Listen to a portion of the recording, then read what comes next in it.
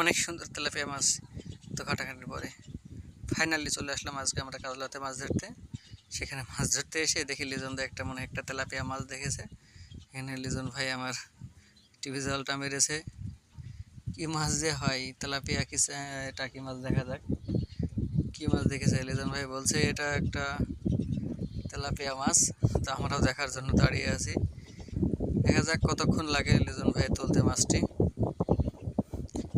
এই ঝোড়ঝাড়ে ঝোপে ঝাপে মাছ ধরাও রিস্ক প্রচুর পরিমাণে। এখন এই যে ঢোড়া সাপ মানুষ কামড়াচ্ছে, তাও আমরা ঝুঁকির মধ্যে দিয়ে চলে এসেছি আজকে সেই কাজলা নদীতে মাছ ধরতে। জায়গাটির নোংরা ঝোপঝাপ, ভয়ও লাগতেছে।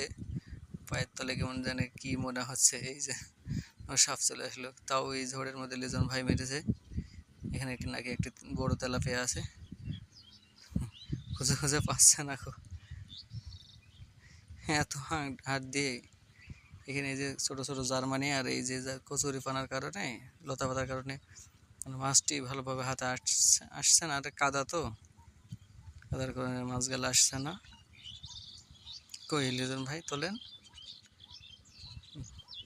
লিজন ভাই তুলছে না, কথাই বলছে না, চুপ করে বসে মুখের মধ্যে লাইট ধরে তিনি মাছ ধরছেন। তো ধরছেন হাত দিয়ে হাংটিয়ে হাংটিয়ে ধরে কোনদিন মাছ ওঠে। কই লিজন ভাই তোলেন, আপনার জাল তোলেন, মাছ নাই মনে হয়, আছে বলছে আছে। এই যে উঠছে, জালটা তুলবে, দেখা যাক। হ্যাঁ অবশেষে লিজন ভাই জালটা তুলতেছে আসলে একটা তেলাপিয়া মাছ। এই মাছ তো চাকা হবে লিজন ভাই, অনেক বড় মাছ। তো যে ব্যাগ লোড করেছে